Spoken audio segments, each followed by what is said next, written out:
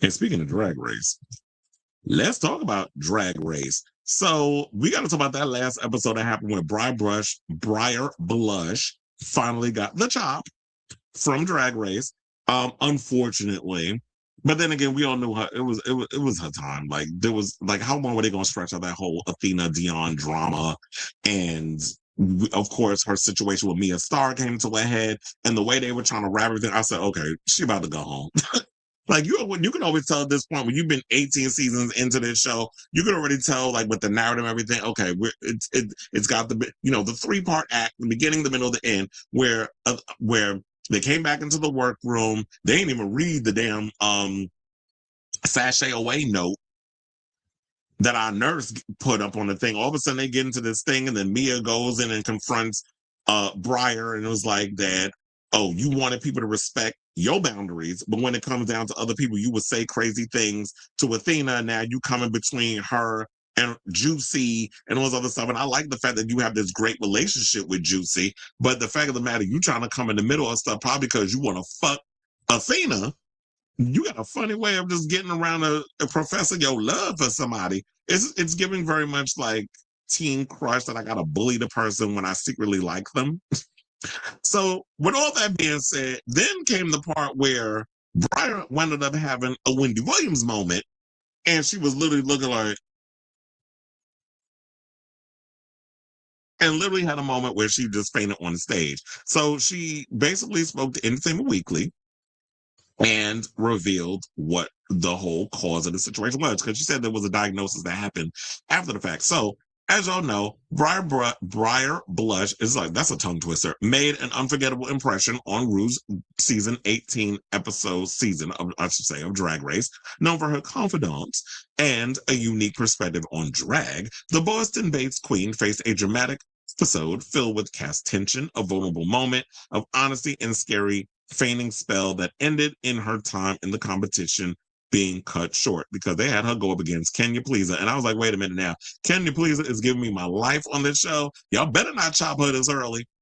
But you don't know if I agree with that being the bottom two. But I did like the idea. It was another design challenge. And the hole in the pants, which somebody did put Joella's face in. I thought that shit was funny. There's a meme going around where somebody put Joella's face in between her legs and that hole that happened from them pants. That was also a choice. So, Briar isn't letting the outcome define her. Instead, she's focused on how far she's come, as well as the direction she's taking her drag career moving forward. Coming back into the workroom after surviving the lip sync in the previous episode, Briar was hit with unexpected friction from her fellow queens, and according to her, it caught her off guard. She said, I would say that I was confused. I would say that I was really confused because the interaction that you saw with me and Mia Star in the workroom mirror that they showed was our only negative interaction at that point.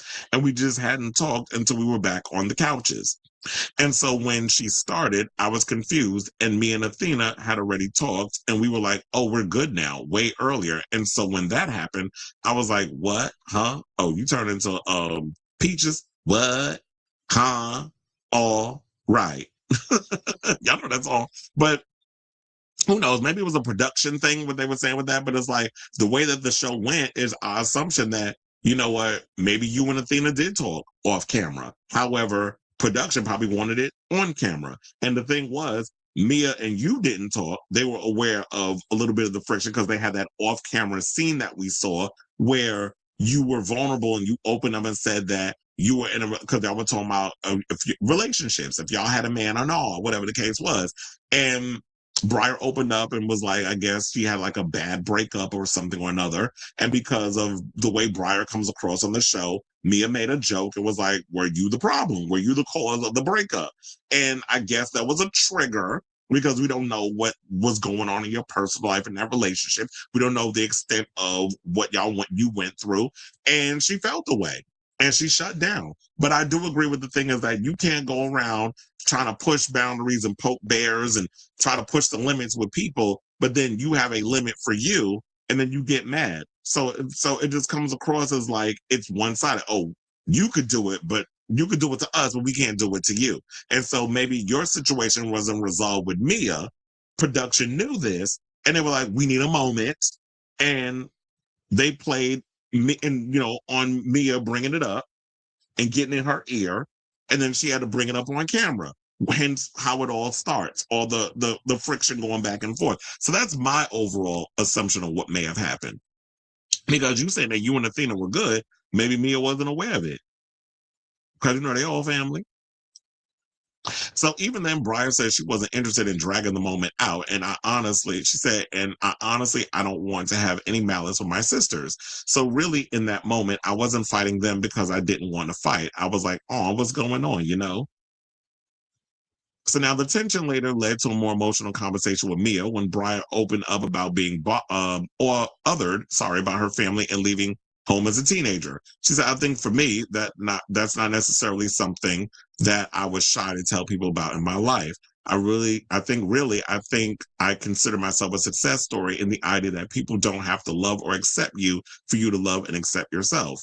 So when we were talking about it and I was being really vulnerable with her, I felt like I was getting to a place where we have more understanding of each other. And we got that from the episode. So we're glad that you ladies, worked it out at the end of the day.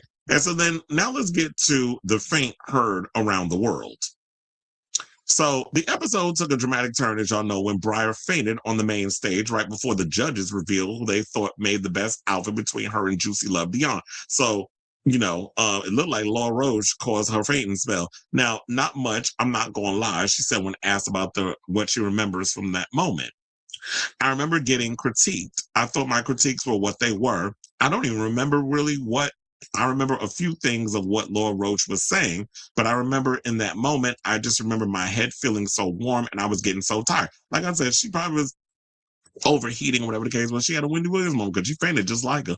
And I remember just waking up, Juicy shaking me, tears in her eyes, scared, and I didn't know that I had passed out. I just remember thinking that she was looking at me sideways above me. She's above me, and I thought she was just leaning her head over.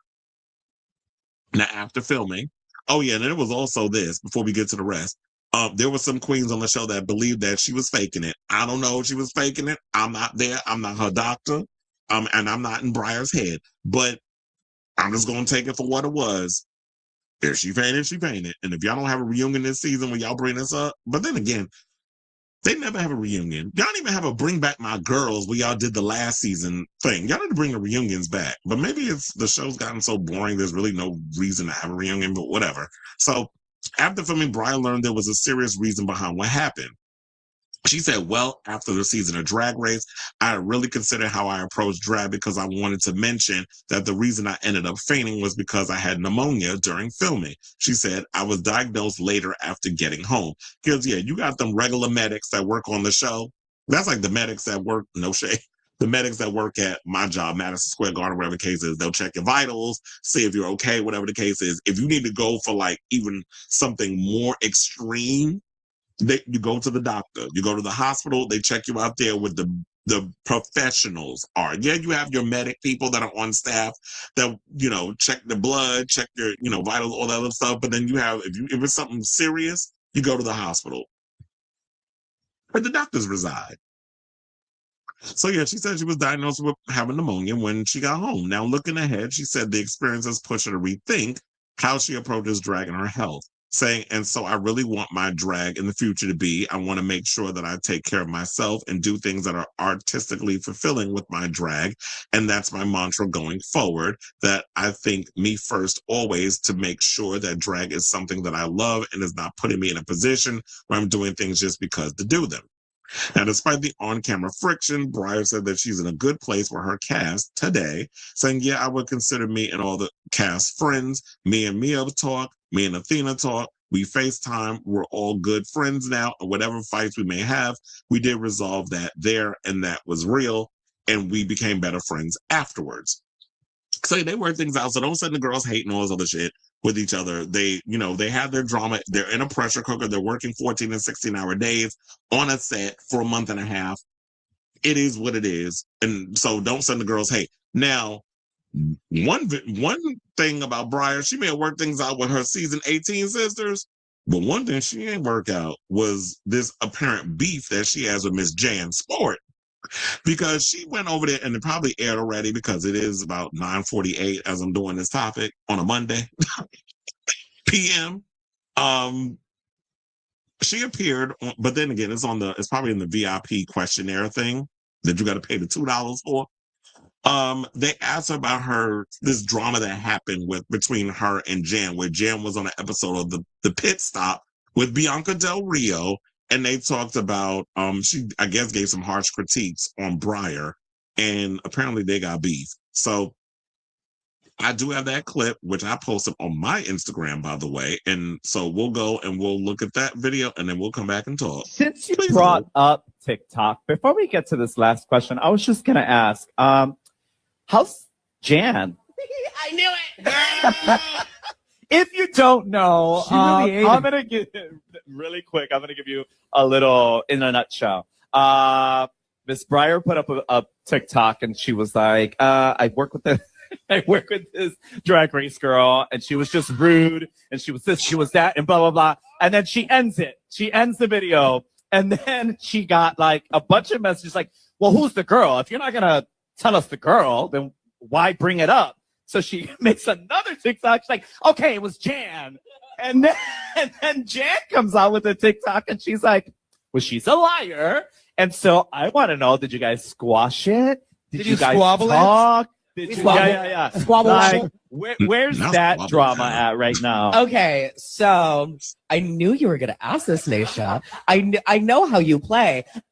Here's the thing. Okay, that Jan drama is hilarious to me because that's 3 years ago that happened. And at the time, you know, she just blocked me on TikTok and every other social media. And I just didn't think about it. And then when I got announced and the episode started to roll out, she started going on live talking about it. She started going, you know, she started doing all this stuff. She called me sick in the head on TikTok. And the thing is, I am.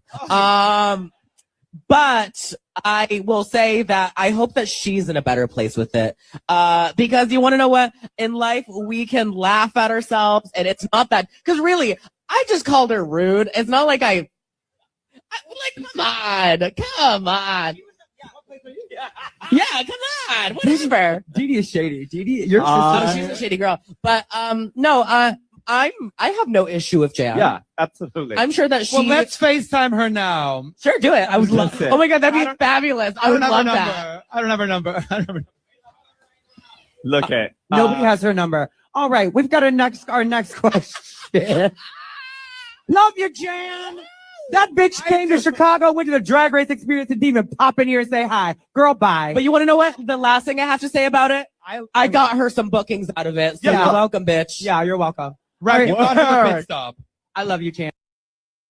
Okay, so I just wanted to play all that clip. And look, I met Jan. I met her at the Drag the Musical, and she does have a coldness to her, because if she don't know you, she paying you dust.